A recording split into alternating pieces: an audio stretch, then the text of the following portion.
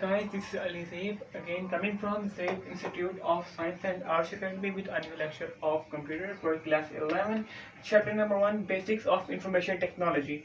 तो दोस्तों, हमने जिस तरह पिछले प्रीवियस टॉपिक्स पढ़े हैं, अगर आपने नहीं सुनी वीडियो तो आप कमेंट सेक्शन जाकर मेरे पास लिंक पड़ा हुआ है, तो आप वहाँ पे जाकर देख सकते हैं वीडियोस। तो आज के जो हमारे टॉपिक्स हैं जो हमारे कीबोर्ड के लिहाज से हैं, जिस तरह पिछला प्रीवियस कीबोर्ड मैंने पढ़ा, आगे कीबोर्ड की कीज़ के बारे में पढ़ेंगे। तो हम अपना लेक्चर स्टार्ट करते हैं, लेकिन उससे पहले आपसे कहना चाहूँगा प्लीज़ प्लीज़ प्लीज़ हमारे चैनल को लाइक करें, सब्सक्राइब करें और बेल आइकन का जरूर दबाएं ताकि हमारी वीडियोस आप तक पहुँचे। ठीक है, तो हम अपने लेक्चर का आगाज़ करते हैं। फर्स्ट पे हमारे पास है 101 इनहैंस की लेआउट। व्हाट इज 101 इनहैंस की लेआउट? इसका मतलब है कि कंप्यूटर में तक जैसे मैंने बताया कि फंक्शन कीज़ होती हैं, न्यूमेरिक कीज़ होती हैं, अल्फाबेटिक कीज़ होती हैं, साइन कीज़ होती हैं। इन सब कीज़ को मिलाकर जो कीज़ बनती है वो टोटल बनती है 101, जिन्हें कहा जाता है इनहैंस की लेआउट। इसका आपको एग्जांपल देता हूँ। लैपटॉप में अगर आप देखें तो लैपटॉप में इतनी ज़्यादा कीज़ नहीं होती। लैपटॉप में तकरीबन ज़्यादा से ज़्यादा 80 to 90 कीज़ होती हैं। ठीक है, ये बात करें हम कंप्यूटर के बारे में। ठीक है, लैपटॉप के बारे में बात नहीं करें, कंप्यूटर की सारी चीज़ है। लैपटॉप में ये कीज़ इनसे कुछ कीज़ पाई जाती है, लेकिन ज़्यादा कीज़ होती है लैपटॉप में भी, लेकिन कुछ कीज़ नहीं होती इनमें। तो हमारा जो दूसरा टॉपिक है वो है एस्केप की। एस्केप की का मतलब ये होता है बाहर निकलना या भागना। ये हमें मदद देती है किसी प्रोग्राम से निकलने के लिए। अगर इस तरह की आप किसी प्रोग्राम को रन कर रहे हैं और जो उसका कहते हैं कर्सर कभी कभार आपका स्ट्रक हो जाता है, काफ़ी कबार होता है, और जो प्रोग्राम था काफ़ी हाई होता है, तो जो आपका कंप्यूटर है वो उसको नहीं सही से डिसाइड कर पाता, तो आपका कर्सर काफ़ी दफ़ा रुक जाता है, स्ट्रक हो जाता है।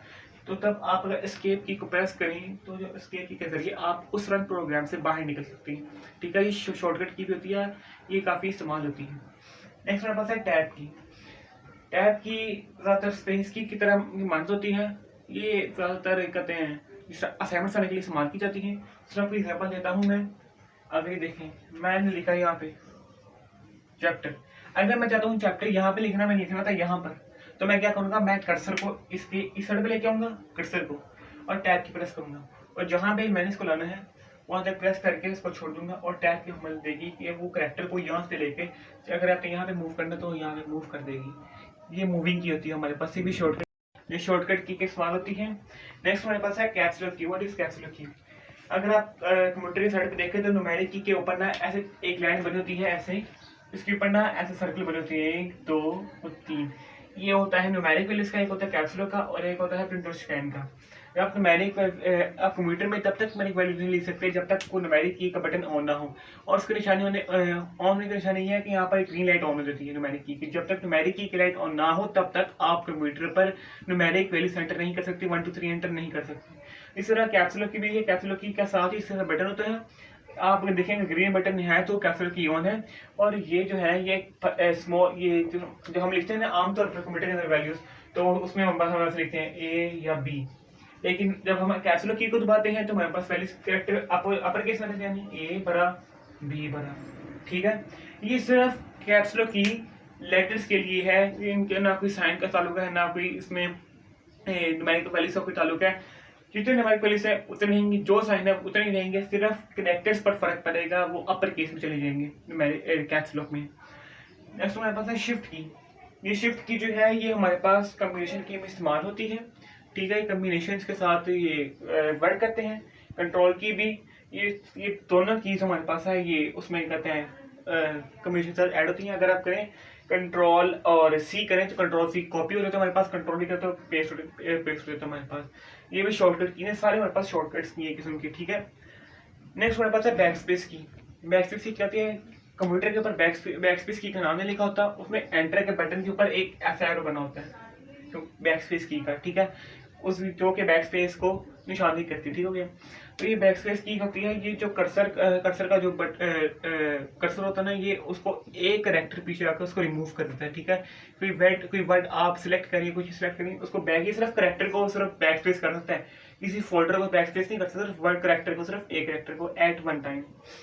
नेक्स्ट हमारे पास है एंटर की। जैसा कि बताया मैंने, ये इसको ऐसे शो किया बैक स्पेस की को कंप्यूटर के अंदर, और कंप्यूटर के अंदर उसको एंटर की को ऐसे। ठीक हो गया, एंटर की यूज होती है ज्यादातर किसी लाइन को नीचे रहने के लिए। अगर आप कोई पैराग्राफ लिख रहे हैं, आपने यहाँ से पैराग्राफ शुरू किया 2 3, यहाँ पे आपने पैराग्राफ खत्म किया है, तो आप चाहते हैं कि मैं यहाँ पे छोड़ दूं और नीचे से शुरू करूं, तो आप क्या करेंगे, आप यहाँ पर कर्सर को रखकर एंटर की प्रेस करेंगे तो डायरेक्ट ऑटोमेटिकली जनरेट करके ये कर्सर नीचे आ जाएगा आपके पास। ठीक है, ये एंट्री का पर्पस होता है और ये काम करती है लाइन फॉर्मेट्स को नीचे लाने के लिए। ठीक हो गया।